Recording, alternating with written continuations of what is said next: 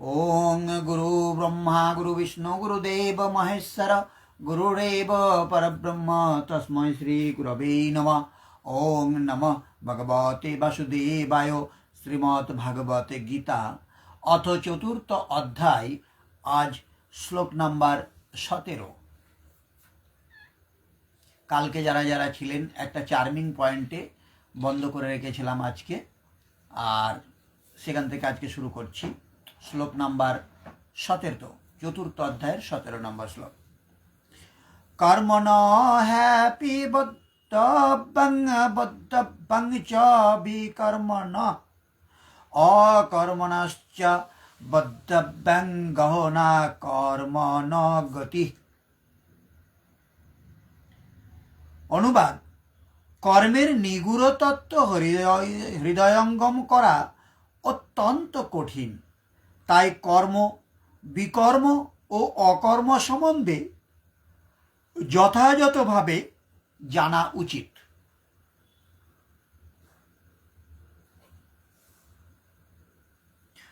কর্মে এবং অকর্মের স্বরূপ অবগত হওয়া আবশ্যক এবং বিকর্ম অর্থাৎ বিকল্প শূন্য বিশেষ কর্ম যার আচরণ আপ্তপুরুষগণ করতে সমর্থ হন তাও অবগত হওয়া আবশ্যক। কারণ কর্মের গতি দুর্ভেদ্য। কিছু লোক বিকর্মের অর্থ নিষিদ্ধ কর্ম, মনোযোগ সহকারে যে কর্ম করা হয় ইত্যাদি মনে করেন। বস্তুত এখানে বি উপসর্গ বিশিষ্টতার দ্যোতক। প্রাপ্তির পর প্রত্যেক মহাপুরুষের কর্ম বিকল্প শূন্য হয়। আত্মস্থিত, আত্মতৃপ্ত, আত্মকাম মহাপুরুষগণ কর্মে প্রবৃত্ত থাকলে না কোনো লাভ হয় এবং কর্ম ত্যাগ করলে না কোনো লোকসান হয়। তবুও অনুগামীদের মঙ্গলের জন্য তারা কর্মে প্রবৃত্ত থাকেন। এইরূপ কর্ম বিকল্প শূন্য হয়, বিশুদ্ধ হয় এবং এই কর্মকেই বিকর্ম বলা হয়। উদাহরণের জন্য গীতায় যেখানে বি উপসর্গের প্রয়োগ হয়েছে সেটা তার বিশেষত্বের দ্যোতক, নিকৃষ্টতায় নয়। মানে বি উপসর্গ মানে বিশেষভাবে সেটা চিহ্নিত করা হয়েছে। যেমন কোনো প্রতিদ্বন্দ্বিতায় জয়লাভ করা। জয়লাভ করা মানে সে প্রতিদ্বন্দ্বীকে হারিয়ে দিয়ে নিজে জয়প্রাপ্ত হয়েছে। সেখানে যদি বি উপসর্গ দেওয়া হয় যে তিনি বিজয় প্রাপ্ত হয়েছে, তাহলে বিজয় প্রাপ্ত হয়েছে মানে তো জয়ের বিপরীত শব্দ নয়। এখানে হচ্ছে সেই জয়টাকে আরো বিশেষভাবে চিহ্নিত করবার জন্যে বিজয় বলা হয়, মানে বি উপসর্গ দেওয়া হয়। এখানে এই বিকর্মটাকে তেমনিভাবে বি উপসর্গে আখ্যায়িত করা হয়েছে। যেমন যোগযুক্ত বিশুদ্ধাত্মা, বিজিতাত্মা, জিতেন্দ্রিয়, গীতার 5 নম্বর অধ্যায়ের 7 নম্বর শ্লোকে বলা হয়েছে। যিনি যোগযুক্ত তিনি বিশেষ রূপে শুদ্ধ, আত্মযুক্ত, বিশেষ রূপে জয়ী, অন্তঃকরণযুক্ত ইত্যাদি বিশিষ্টতার দ্যোতক স্বরূপ। এই প্রকারে গীতায় মাঝে মাঝে বি এর প্রয়োগ করা হয়েছে যা বিশেষ রূপে পূর্ণের দ্যোতক স্বরূপ। যেভাবে বললাম যে জয় সেটাও হচ্ছে জয়ী হওয়া এবং বিজয় সেটাও জয়ী হওয়া, জয়টাকে আরো বিশেষভাবে চিহ্নিত করবার জন্যে।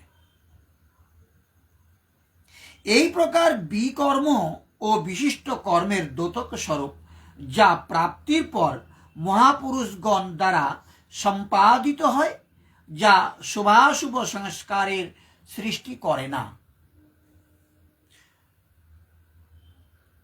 বিকর্ম কাকে বলে আপনি দেখলেন, বাকি রইল এবার কর্ম এবং অকর্ম, যা পরের শ্লোকে বুঝবার চেষ্টা করুন। যদি এখানে কর্ম অকর্মের পার্থক্য বুঝতে না পারেন তাহলে কখনো বুঝতে পারবেন না।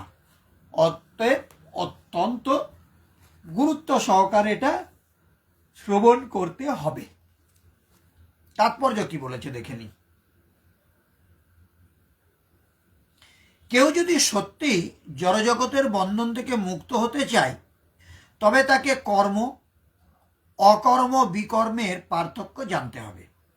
তাকে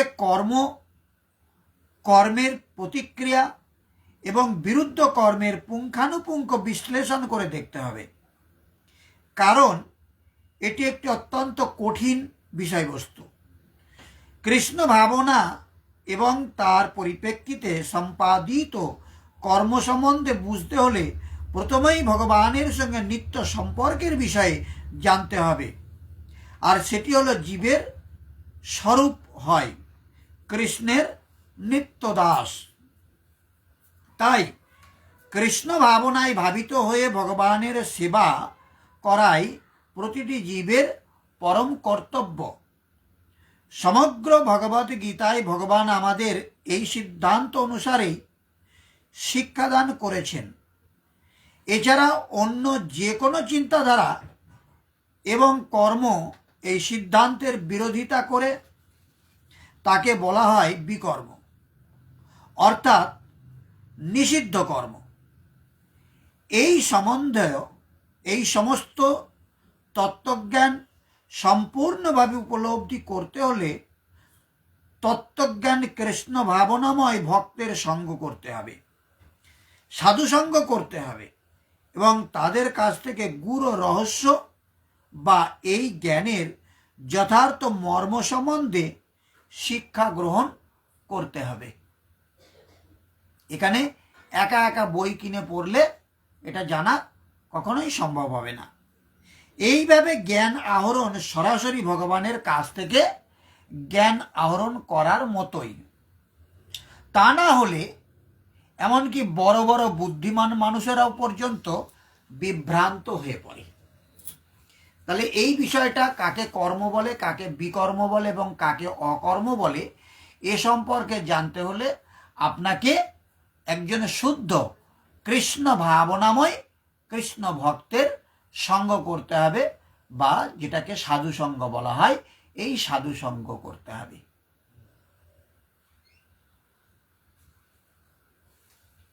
18 নম্বর শ্লোকে আসি আমরা।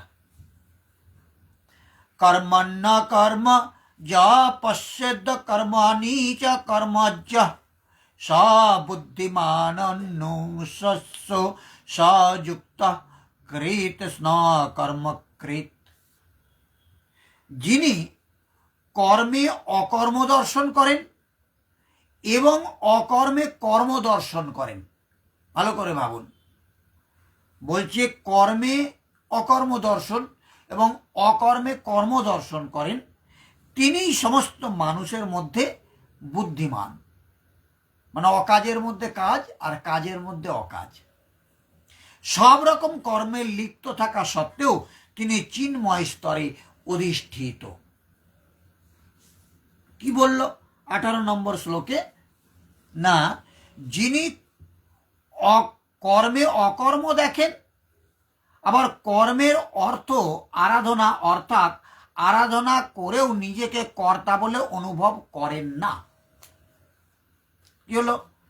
অকর্ম, কাজের মধ্যে অকর্ম দেখছে, আবার যে কাজটা তিনি করছেন নিজেকে কর্তা বলে মনে করছে না।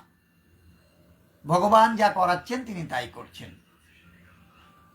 বরং গুণত্রয় আমাকে চিন্তনে নিযুক্ত করে আমি ঈশ্বর দ্বারা সঞ্চালিত এইরূপ অনুভব করেন এবং যখন এই প্রকার অকর্ম দেখার ক্ষমতা এসে যায় এবং নিরন্তর কর্ম হতে থাকে, তখনই বুঝতে হবে যে ঠিক পথে কর্ম হচ্ছে। তিনিই বুদ্ধিমান মানুষের মধ্যে, তিনিই যোগী, যোগযুক্ত বুদ্ধি সম্পন্ন এবং সম্পূর্ণ কর্মের কর্তা। তার কর্মের লেশমাত্র ত্রুটি থাকে না। সারাংশ অতএব এই আরাধনাই কর্ম। সেই কর্ম করুন এবং করবার সময় অকর্তা ভাব নিয়ে করুন যে আমি তো যন্ত্র মাত্র, করাচ্ছেন ইষ্ট এবং আমি গুণজাত অবস্থার অনুসারে চেষ্টা করে যাচ্ছি মাত্র। তার মানে এই কাজটা আমি করছি না। এই যে আপনাদের সামনে আমি বসে ভাগবত আলোচনা করছি, এটা আমি করছি না, ভগবান আমাকে দিয়ে করাচ্ছেন, তাই আমি এটা করতে সক্ষম হচ্ছি।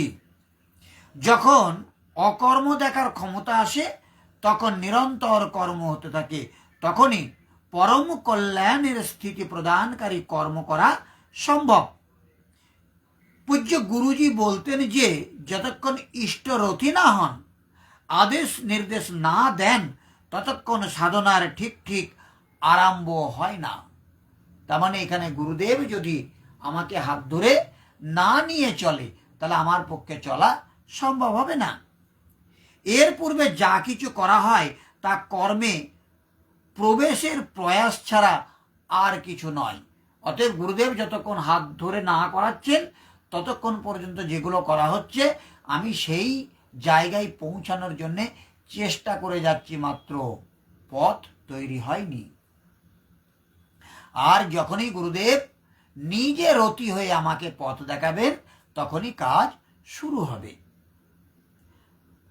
লাঙ্গলের সব ভার গরুর কাঁধের উপরেই থাকে, তবু ক্ষেতের চাষ চাষির কৃতিত্ব। তাহলে চাষে যে লাঙল দেওয়া হয়, গরু কিন্তু লাঙল টানে, কিন্তু কেউ কি বলে এই জমিটা গরুতে চাষ করেছে?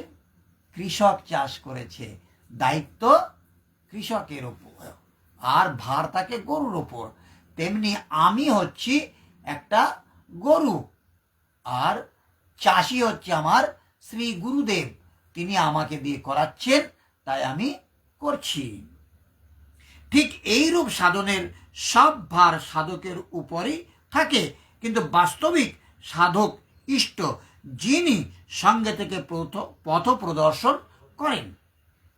ইষ্টের ইঙ্গিত ব্যতীত আপনি বুঝতেই পারবেন না যে আপনি কত দূর এগিয়েছেন। প্রকৃতিতে ভ্রান্ত অথবা পরমাত্মার দিকে এগিয়ে যাচ্ছেন। এই প্রকার ইষ্টের নির্দেশ যে সাধক এই আত্মিক পথে অগ্রসর হন, নিজেকে অকর্তা ভেবে নিরন্তর কর্ম করেন, তিনিই বুদ্ধিমান, তিনি যথার্থ জ্ঞানী, তিনিই যোগী। প্রশ্ন স্বাভাবিক যে কর্ম কি সর্বদা করতে হবে অথবা কখনো সম্পূর্ণ হবে? এই প্রসঙ্গে যোগেশ্বর শ্রীকৃষ্ণ বললেন, শ্রীকৃষ্ণের মত অনুসারে, খুব ভালো করে এটাকে ভাবুন, কিন্তু শ্রীকৃষ্ণের মত অনুসারে যা কিছু করা হয় তা কর্ম নয়, নির্ধারিত ক্রিয়াই কর্ম। নিয়তং কুরু কর্ম তং অর্জুন। তুমি নির্ধারিত কর্ম করো। নির্ধারিত কর্ম কি? বললেন যজ্ঞার্থত কর্ম ন হন্যত্র লোক হয়ং কর্ম বন্ধনা। বলে যজ্ঞের কার্যরূপে দেওয়াই হচ্ছে কর্ম, যজ্ঞকে কার্যরূপ দেওয়াই হচ্ছে কর্ম। তাহলে এছাড়া যা কিছু করা হয় সে সমস্ত কি কর্ম নয়? মানে যজ্ঞের কার্যরূপ দেওয়া ছাড়া আমরা যে কাজগুলো সকাল থেকে সারাদিন করছি, এগুলো কি কর্ম নয়? শ্রীকৃষ্ণ বললেন অন্যত্র লোক হয়ং কর্ম বন্ধনা। এই যজ্ঞকে কার্যরূপ দেওয়া ছাড়া যা কিছু করা হয় তা এই লোকেরই বন্ধন, তা কোনোটাই কর্ম নয়। তদার্থং কর্ম অর্জুন, যজ্ঞ সম্পূর্ণ করবার জন্য উত্তম রূপে আচরণ করো, এবং যজ্ঞের স্বরূপ বললেন, যা হলো শুদ্ধ রূপে আরাধনার এক বিধিবিশেষ, যা আরাধ্য দেব পর্যন্ত পৌঁছিয়ে তাতেই বিলীন করে দেয়। এই যজ্ঞে ইন্দ্রিয়ের দমন, মনের সমন, দৈবী সম্পদ লাভ ইত্যাদি বলে শেষে বললেন, বহু যোগী প্রাণ এবং অপানের গতি নিরুদ্ধ করে প্রাণায়াম পরায়ণ হয়ে যান। এইরূপ অবস্থাতে অন্তরে কোনো সংকল্প থাকে না, বাইরের জগতের ঘটনা মনে রেখাপাত করতে পারে না। এইরূপ স্থিতিতে চিত্তকে সম্পূর্ণরূপে নিরুদ্ধ করে সেই নিরুদ্ধ চিত্তের বিলয়কালে সেই পুরুষ যন্তি ব্রহ্ম সনাতনম, শাশ্বত সনাতন ব্রহ্মে প্রবেশ পান। এই সমস্তই যোগ্য, যাকে কার্যরূপ দেওয়ার নাম কর্ম। কর্মের শুদ্ধ রূপ আরাধনা। কর্মের অর্থ হচ্ছে ভজন। কর্মের অর্থ যোগ সাধনাকে উত্তম রূপে সম্পাদিত করা, যার বিশদ বর্ণনা বর্তমান অধ্যায়ে পরে দেওয়া হবে। এখানে কর্ম ও অকর্মের পার্থক্য করা হয়েছে, যাতে কর্ম করবার সময় তার সঠিক দিক নির্ধারণ হয় এবং তাতে চলা যেতে পারে। এগুলো আমি খুব কেটে কেটে গুছিয়ে বলবার চেষ্টা করছি, মানে একদম জড়িয়ে না গিয়ে যাতে হারিয়ে না যায়, আমি গুছিয়ে কেটে কেটে বসানোর চেষ্টা করছি। আসুন, তাৎপর্য কি বলেছে 18 নম্বর শ্লোকে। কৃষ্ণ ভাবনায় অধিষ্ঠিত হয়ে যে মানুষ ভগবানের সেবায় ব্রতী হয়েছেন, তিনি স্বাভাবিকভাবেই সব কর্মবন্ধন থেকে মুক্ত। তার সমস্ত কর্মই ভগবান শ্রীকৃষ্ণের সেবার জন্য সম্পাদিত হয়ে থাকে। তাই তার কৃতকর্মের ফলস্বরূপ তাকে আর সুখ অথবা দুঃখ ভোগ করতে হয় না। এভাবে তিনি সমগ্র মানব সমাজের মধ্যে বুদ্ধিমান। যদিও তিনি শ্রীকৃষ্ণের জন্য সব রকম কর্মেই লিপ্ত হন। অকর্ম কথাটির অর্থ হচ্ছে কর্মফল রহিত কর্ম। তার মানে কাজটা করে যাওয়া হচ্ছে, ফলের দরকার নাই। নির্বিশেষবাদীরা কর্মফলের ভয়ে ভীত হয়ে সব রকম কর্ম পরিত্যাগ করে। তারা মনে করে কর্ম করলেই তার ফল ভোগ করতে হবে এবং এই সমস্ত কর্মফল তাদের মুক্তির পথে প্রতিবন্ধক হয়ে দাঁড়াবে। কিন্তু সবিশেষবাদী ভগবত ভক্ত খুব ভালোভাবেই জানেন যে তিনি হচ্ছেন ভগবানের নিত্য দাস। তাই তিনি সর্বতভাবে ভগবান শ্রীকৃষ্ণের সেবায় নিয়োজিত থাকেন। যেহেতু ভগবানের সেবা করবার জন্য তিনি সমস্ত কাজকর্ম করেন, তাই তিনি কেবল চিন্ময় আনন্দ উপভোগ করেন। তাই বলা হয় কৃষ্ণ ভক্ত নিষ্কাম, কারণ তার ব্যক্তিগত কোনো কামনা নেই। এই প্রসঙ্গে একটা কথা বলা যায় যে যখন শ্রীকৃষ্ণ চৈতন্য মহাপ্রভু গম্ভীরায় থাকতেন আর তার একনিষ্ঠ ভক্ত তার যে সেবায় নিয়োজিত ছিল, তিনি প্রভুর সেবা করতেন। তো একদিন প্রভু করেছে কি, ওই দরজা সোজাসুজি আর হয়ে শুয়েছে, মানে দরজা পার হয়ে ভিতরে যাবার কোনো কায়দা নেই। তখন ভক্ত করেছে কি, প্রভুকে সেবা করতে হবে, প্রভু ক্লান্ত হয়ে আছে, প্রভুর পদসেবা করতে হবে। এই জন্যে তিনি তাড়াতাড়ি প্রভুকে ডিঙিয়ে গিয়ে ওই পা টিপে দিতে লাগলেন, পদসেবা করতে লাগলেন। এই পদসেবা করতে করতে এবার উনি মানে ঘরের মধ্যে রয়ে গেছে। এবার প্রভু অনেকক্ষণ পরে লক্ষ্য করেছে যে ওই ভক্তর প্রসাদ পাওয়ার সময় হয়েছে, মানে দুপুরে আহার সময় হয়েছে, সে এখনো প্রসাদ পেতে যায়নি। প্রভু যখন সচেতন হয়েছে, চেতন হয়ে বলছে, কি ব্যাপার, তুমি এখন প্রসাদ পেতে যাওনি? তখন সেই দাস বলছে, কি করে যাব প্রভু, তুমি তো দরজায় আর হয়ে শুয়ে আছো, যেতে গেলে তো তোমায় ডিঙিয়ে যেতে হবে, ওই জন্য আমি যেতে পারছি না। তাহলে তখন মহাপ্রভু জিজ্ঞাসা করলেন, তাহলে আমি তো এইভাবেই শুয়েছিলাম, তখন তো তুমি ঘরে ছিলে না, ঘরের মধ্যে তুমি ঢুকলে কি করে? তখন বলল যে আমি তখনও ডিঙিয়ে ঢুকেছিলাম, কিন্তু তখন আপনার সেবার জন্য আমি ডিঙিয়ে ঢুকেছি, কিন্তু এখন যদি ডিঙিয়ে বেরোতে যাই, সেটা তো আমার নিজের উদরপূর্তির জন্য করতে হবে, এর জন্য আমি বেরোতে পারছি না। কি তাৎপর্যপূর্ণ কথা দেখুন।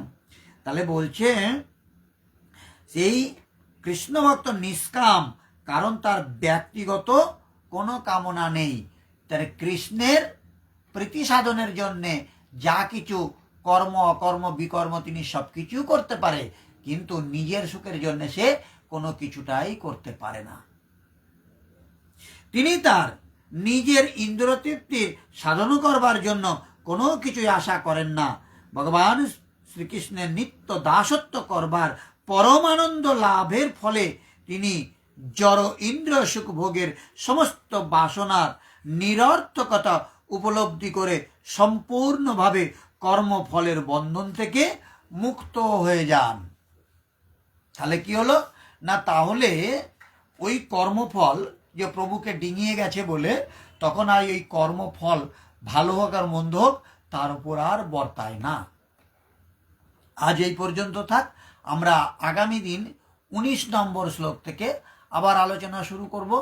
ওং সর্বে ভবন্তু সুখিনঃ, সর্বে সন্তু নিরাময়া, সর্বে ভদ্রাণি পশ্যন্তু, মা কশ্চিৎ দুঃখভাগ ভবেৎ। ওং শান্তি শান্তি শান্তি। সমস্ত মানুষ সুখী হোক, সমস্ত মানুষ রোগমুক্ত হোক, সমস্ত মানুষকে আমি দেখতে চাই তারা যেন কোনো দুঃখ ভোগ না করে। হরে কৃষ্ণ।